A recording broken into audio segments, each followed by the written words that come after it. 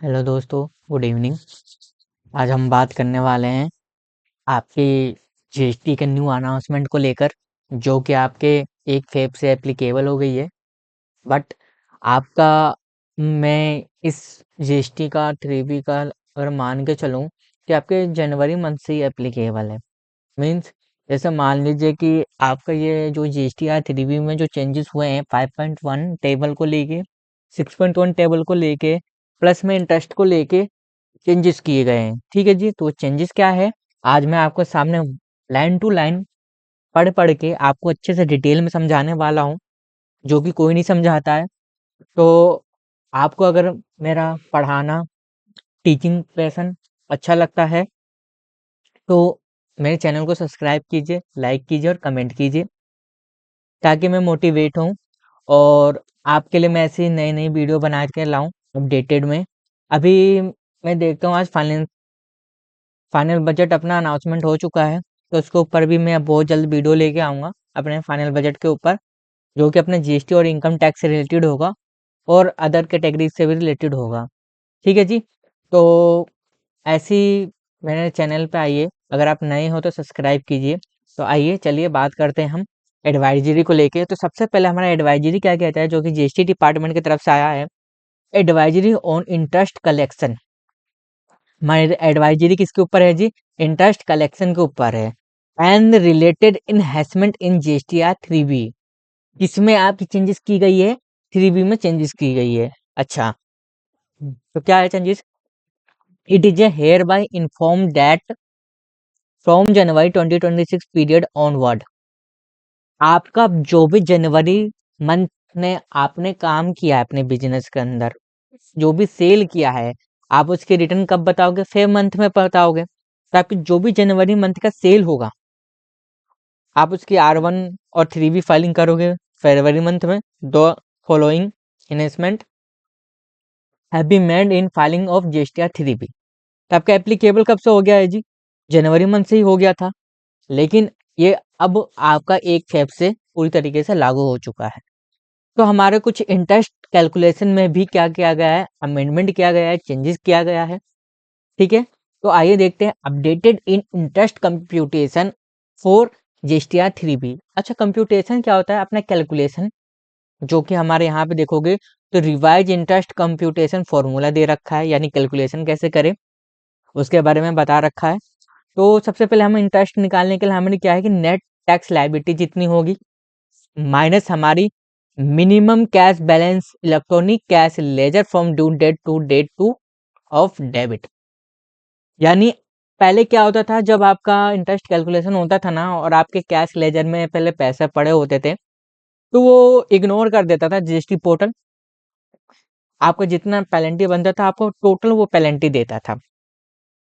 और एक्चुअली मैं बात करूं तो आपका पिछला मंथ हो या उससे पिछला मंथ का बिल का हो, अगर आपने लेट रिटर्न फाइलिंग किया है 3B, तो वो सारा मर्ज करके दिखाता था। लेकिन अब क्या है कि जीएसटी 3B ऐसा अपडेट हो चुका है कि आपके 1 फेब से अगर आपका पिछला से पिछला इंटरेस्ट भी रहेगा ना, तो आपको ब्रेकअप करके दिखाएगा मंथ वाइज। ठीक है जी, तो इसमें बोला है कि भाई अगर इस बार जो रिवाइज इंटरेस्ट कंप्यूटेशन किया गया है इंटरेस्ट के ऊपर, आपका तो अब इलेक्ट्रॉनिक कैश लेजर में जो पैसा पड़ा होगा उसको भी देखेगा।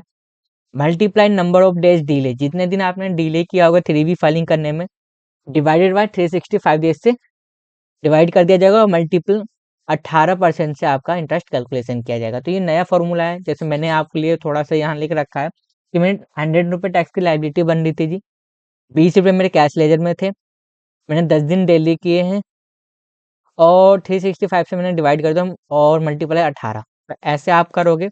अब क्या है, जैसे मैं एक एग्जांपल ले लेता हूँ, मान लीजिए मेरा इंटरेस्ट का पैसा बनता है 200 रुपये, तो मैं 20 रुपया ऑटोमेटिक वहाँ माइनस होके इंटरेस्ट में दिखाएगा, यानी 180 रुपये आपका दिखाया करेगा। ठीक है जी, मैं एक एग्जांपल के तौर पे लिया हूँ, बाकी आप निकाल लीजिएगा। ये फॉर्मूला है इंटरेस्ट का, ठीक है, जो कि नया है। आइए हम स्टेप बाय स्टेप पढ़ते हैं। तो February January from January 2026 tax period onward, the interest calculation in table 5.1, जो भी आपका इंटरेस्ट का कैलकुलेशन होता है जीएसटीआर 3B के किस में दिखाता है? 5.1 के टेबल में दिखाता है। Providing the benefit minimum cash balancing available in electronic cash laser, जो कि यहाँ मैंने आपको बताया ईसीएल का मतलब क्या होता है, electronic cash ledger, of the taxpayer from the due date of the return filing until the date of the payment offset in line with the proviso to rule 8080 B close 1 of the CGST rule 2017। ठीक है जी। जो अपना offset, जैसे आप देखते थे अपना 3B filing करते तो वहां पर अपना ऑटोमेटिक एडजस्टमेंट हो जाता है, यानी ऑफसेट हो जाता था जब आप कैश में अपना लेजर में बैलेंस पे करते थे। तो एक बात हमेशा याद रखना, लेट फीस हो चाहे आपका इंटरेस्ट हो, हमेशा कैश के लेजर से ही पे किया जाता है, आपके इनपुट से कभी भी वो एडजस्ट नहीं होता है। ओके, तो the said change shall be applicable on the delay return filing for January 26 tax period from which interest shall be auto populated. अब आपका क्या कर दिया गया है जी, जो अभी आपका इंटरेस्ट कैलकुलेशन होगा ना, आप मैन्युअली फिल्ड नहीं कर सकते हो, वहां पे आपका क्या दिया गया है, ऑटो पॉपुलेट होगा। ठीक है जी। आप फरवरी में, जनवरी का रिटर्न फरवरी में फाइलिंग करने वाले हो 3B, तो the revise interest computation is formula mention below for the better understanding of the tax payer. तो ये आपके लिए फॉर्मूला दे रखा है। इस लाइन में बस इतना कहा गया है कि आपका प्रोविजो जो होता है रूल 8080B के हिसाब से, पहले इंटरेस्ट आप मैनुअली टाइप करते थे, लेकिन अब क्या होगा, वो इंटरेस्ट आपका ऑटो पॉपुलेट होके आएगा। फरवरी के रिटर्न फाइलिंग में जो आपकी जनवरी की सेल होगी, आप फरवरी में रिटर्न फाइलिंग करते हो तो वहां पे आपका ऑटो पॉपुलेट होके दिखाएगा ऑनवर्ड। ठीक है जी। ऑनवर्ड मतलब बढ़ के आएगा, आप उसको डाउनवर्ड नहीं कर सकते। जैसे मान लीजिए पहले हम क्या करते थे कि एडिट करके हम थोड़ा कम कर देते थे इंटरेस्ट अमाउंट, पर अब ऐसा नहीं होगा, ऑटो पॉपुलेट होगा और नॉन एडिटेबल होगा। ठीक है, ताई हम मैं आपको स्टेप बाय स्टेप गाइडलाइंस पढ़ाता हूँ। तो देखिए, system computed interest in table 5.1 क्या कहता है, द इंटरेस्ट ऑटो पॉपुलेटेड, जैसे कि मैंने अभी आपको ऊपर बताया ऑटो पॉपुलेट होगा, on the basis of the revise computation formula mention above table 5.1 GSTR 3B shall be non editable and taxpayer would not be allowed to amend the auto populate value downward. इसका मतलब क्या हुआ जी, जैसे कि अभी हमारे interest के calculation में ये फॉर्मूला रिवाइज किया गया है, तो इसमें बोला है कि कोई भी टैक्स पेयर अपना जब 3B फाइलिंग करेगा ना टेबल नंबर 5.1 में, अपने मर्जी से वैल्यू को कम नहीं कर सकता है, क्योंकि वो क्या होगा, आपका ऑटो पॉपुलेट होगा इंटरेस्ट। जैसे मान लीजिए फॉर एग्जांपल मैं लेता हूँ कि आपका इंटरेस्ट बना 100 रुपये अमाउंट, लेकिन आप चाहते हो कि नहीं मैं उसको एडिट करके कम कर दूं, 80 रुपये कर दूं, तो वो नहीं होने वाला, डाउनवर्ड नहीं होगा। बेशक से आप इंटरेस्ट अमाउंट को बढ़ा दो, 100 के बदले 120 कर दो, वो हो जाएगा, लेकिन आप कम करके दिखाओगे तो वो नहीं लेगा। It may be noted that the interest auto populated in GSTR 3B is only the minimum interest is required to be paid by the taxpayer. जो भी आपका मिनिमम इंटरेस्ट होगा जो ऑटो पॉपुलेट होगा, वो टैक्स पेयर को क्या करना पड़ेगा जी, पेड करना पड़ेगा। टैक्स पेयर कौन, जो जीएसटी में रजिस्टर्ड होते हैं। ओके, आपने ये बात समझ लिया। अच्छा, आगे बढ़ते हैं। However the taxpayer needed to self assess their correct interest liability and amend the auto populate value upward if required. देखो यहाँ पे बोल भी दिया गया है कि आपके जीएसटीआर 3B के टेबल नंबर 5.1 में ऑटोमेटिक वैल्यू होगा जो कि अपवर्ड होगा, आप उसको इंक्रीज कर सकते हो अमाउंट को। जैसे कि मैंने अभी आपको एग्जांपल दिया था कि आप 100 रुपया तो 80 रुपये कम नहीं कर सकते, डाउनवर्ड नहीं कर सकते हो, लेकिन 100 रुपये का आप बढ़ा सकते हो, वो ले लेगा। 120 रुपये आप कर सकते हो, 100 का 120 कर सकते हो, लेकिन डाउनवर्ड आप सोचोगे ना कि मैं माइनस में वैल्यू कर दूं, थोड़ा कम कर दूं, तो नहीं होने वाला। ठीक है, आई होप पहला समझ गए होगे। दूसरा अपना एडवाइजरी क्या कहता है, auto populated of tax liability breakup table in GSTR 3B। ठीक है जी। अब क्या होने वाला है कि आपका जो टैक्स की लायबिलिटी है ना, वहां पे जीएसटीआर 3B में आपका ब्रेकअप वाइज दिखाएगा। जैसे मान लीजिए कि मैंने जनवरी मंथ में डिले कर दिया था रिटर्न फाइलिंग करने में, ठीक, या फरवरी मंथ में डिले कर दिया था रिटर्न फाइलिंग करने में, या मेरा कुछ ऐसा बिल था जो मैंने छोड़ दिया था, रिपोर्ट ही नहीं किया था, और मैं उसके अगले मंथ में रिपोर्ट कर रहा हूँ, तो जो भी आपका टैक्स की लायबिलिटी होगा ना, वो अब मंथ वाइज आपके ब्रेकअप होकर दिखाने वाला है। आइए पढ़ते हैं, फिर आपको अच्छे से समझ में आएगा। The tax liability breakup table, यहाँ पे बोले कि भाई अब आपकी जो भी टैक्स लायबिलिटी होगी ना, जिस मंथ की होगी ना, जैसे जनवरी की है, फेब की है, मार्च की है, ब्रेकअप में दिखाया जाएगा टेबल में।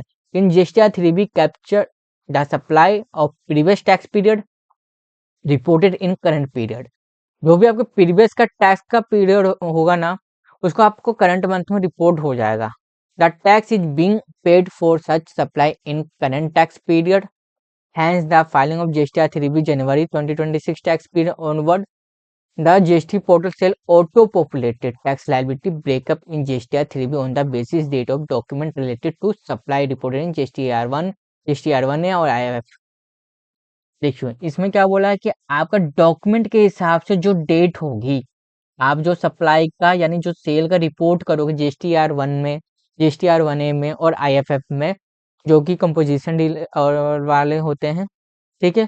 तो अगर उसका किसी भी प्रीवियस टैक्स पीरियड में आपने बिल छोड़ दिया था, जैसे मान लीजिए मैंने दिसंबर मंथ में बिल छोड़ दिया था, अब मैं उसको जनवरी मंथ में रिपोर्ट करूंगा, तो मेरा जो टैक्स की लायबिलिटी होगा ना, मंथ वाइज ब्रेकअप होकर दिखाने वाला है। ये एक बहुत अच्छी बात है। कितने परसेंट कंफ्यूज हो जाते थे, यार मैंने इतना सेल किया था, इतनी लायबिलिटी आ रही, वो किस मंथ की थी, लेकिन अब आपका क्या है, GSTR 3B में ब्रेकअप होकर दिखाने वाला है month wise, where the corresponding tax liability has been discharged in the current period GSTR 3B में। ओके, तो आपका जो भी टैक्स की लाइबिलिटी होगी उसको GSTR 3B में आप पे करोगे। ये भी आपका ऑटो पॉपुलेट होने वाला है, इसमें भी आप कोई अमेंडमेंट नहीं कर पाओगे, ठीक। अच्छा, अब देखते हैं क्या है। This enhancement is intended to assist taxpayer in acute reporting of the tax liability and diligent the computation of interest as per provision of section 50 of GST Act। इसमें सिर्फ इतना ही कहा गया है कि जो भी आपका सेक्शन 80/80B क्लोज 1 के हिसाब से है, सेक्शन 50 ऑफ CGST एक्ट के हिसाब से है, वहाँ पे ऑटो पॉपुलेट होने वाला है इंटरेस्ट कंप्यूटेशन होके, तो एक्यूरेट रिपोर्टिंग होगा जो कि आपकी टैक्स लायबिलिटी को भी पेमेंट करना पड़ेगा। की फीचर्स क्या है कि भाई आपका ऑटो पॉपुलेट होगा वैल्यू, आपको कोई छेड़ने की जरूरत नहीं, सेंसिटिव इन नेचर होगा, ठीक, सब्जेक्टिव इन नेचर होगा। टैक्स पेयर में मॉडिफाई अपवर्ड, जैसा कि मैंने अभी आपको ऊपर बताया कि भाई इंटरेस्ट के अमाउंट में आप डाउनवर्ड नहीं कर सकते हो। 100 रुपये की वैल्यू होता है, आपको 100 रुपये एग्जैक्ट पे करना होगा। आप सोचोगे 80 रुपये डाल दूं तो नहीं होगा। अगर आप अपवर्ड मॉडिफाई करना चाहते हो यानी वैल्यू बढ़ाना चाहते हो इंटरेस्ट का अमाउंट को, तो आप बढ़ा सकते हो, ठीक है। दूसरा, आपको ऑटो पॉपुलेटेड ब्रेकअप देखने के लिए क्या करना होगा, आपको लॉगिन करना होगा, GSTR 3B के डैशबोर्ड पे जाना होगा और टेबल नंबर 61 पे जाकर पेमेंट ऑफ टैक्स लायबिलिटी का ब्रेकअप देखना होगा। कि जैसे मान लीजिए फॉर एग्जांपल मैं आपको देता हूं, जैसे मान लीजिए मैंने दिसंबर मंथ में कोई बिल छोड़ दिया, लेकिन वो बिल मैं कब बता रहा हूँ, GSTR 1 में जनवरी मंथ में, ठीक। तो जो आपका बिल है ना दिसंबर मंथ की, जो भी आपकी सेल की टैक्स की लायबिलिटी होगी, अब क्या होगा, जनवरी और दिसंबर दोनों मंथ की ब्रेकअप करके दिखाया जाएगा। आपकी टैक्स लायबिलिटी किस में दिखाया जाएगा, GSTR 3B के डैशबोर्ड और टेबल नंबर 6.21 में। ये बहुत बढ़िया बात है और बहुत अच्छा अमेंडमेंट किया गया है। मंथ वाइज आपको टैक्स लायबिलिटी का ब्रेकअप करके दिखाया जाएगा आपके बिल के अकॉर्डिंग, जो कि आपने रिपोर्टिंग किया हुआ GSTR 1 1A में, ठीक है। और आपके लिए इंटरेस्ट भी ऑटो पॉपुलेट होने वाला है, तो वो भी एक अच्छी बात है। अब देखो क्या बोल रहा है नीचे में कि updated in table 6.1 suggestive cross utilize of IGST। ये भी एक बहुत मोस्ट इम्पोर्टेंट वाला आपका ITC के केस में होने वाला है। क्या कहता है, पहले पढ़ लेते फिर मैं आपको समझाता हूँ। From January 2026 period onward, once the available ITC has been fully exhausted, the GST portal will allow to pay IGST liability table 6.1 of GSTR 3B using available CGST and GST ITC any sequence. मतलब पहले क्या होता था कि हमारे GSTR portal पे IGST CGST GST का payment बनता था, तो हम क्या करते थे, अपने आउटपुट जैसे मान लीजिए 2 लाख है, 10 लाख है, ठीक है, 10 लाख है, तो मेरा जो ITC था ना, तो पहले मैं IGST से IGST का पेमेंट करता था, फिर CGST से मैं IGST का पेमेंट करूँ या CGST का पेमेंट करूँ। जब तक मेरे पास CGST खत्म नहीं होता था ना, तब तक मेरा GST को एडजस्टमेंट नहीं करने दिया जाता था। इससे क्या होता था कि टैक्स पेयर के पास बहुत ज़्यादा GST का इनपुट बच जाता था। लेकिन अब ऐसा नहीं है, आप अपना GST को पेमेंट करने के लिए दोनों को इक्वली पेमेंट कर सकते हो, CGST भी यूज कर सकते हो साथ के साथ और GST भी यूज कर सकते हो। आई होप आप समझ गए होंगे, ठीक है। आगे बढ़ते हैं आपके। अब क्या बोलता है, collection of interest in GSTR 3B of delay filing of last application GSTR 3B। अब आपके केस में क्या है, आइए पहले पढ़ते हैं, फिर मैं आपको ये अच्छे से बताता हूँ। In case of cancellation taxpayer, if the last application GSTR 3B return has been filed after the due date, then the interest applicable on such delay filing shall be levied and collected through the final return GSTR 10। अब क्या होता था कि कई percent GST registration को जब cancel करवाना होता है तो हमें क्या फाइलिंग करना होता है, GSTR 10 फाइलिंग करना होता है। लेकिन हमारे एक मैंडेटरी रूल क्या कहता है भाई, जब भी आप GST रजिस्ट्रेशन कैंसिल करवाओगे तो आपको आपका R1 3B पूरा एक्यूरेट डेट पे फाइलिंग होना चाहिए, ठीक। लेकिन मान लीजिए आपका लेट फीस क्या लगता है, इस मंथ में डिले किया तो अगले मंथ में पे करना होगा, है ना। तो इसमें क्या कहा है कि अगर आपने 3B फाइलिंग लेट किया है और आपको GSTR 10 फाइलिंग करना है तो आपके जो भी अब इंटरेस्ट होगा GSTR 3B का आपके फाइनल रिटर्न में आएगा और उसको आपको पे करके तब आप GSTR 10 फाइलिंग कर सकते हो। आई होप आपको ये वीडियो इन्फॉर्मेटिव लगा होगा और आपको अच्छे से समझ में आया होगा। तो प्लीज़ मेरे चैनल को लाइक कीजिए, कमेंट कीजिए और सब्सक्राइब कीजिए। Thank you so much.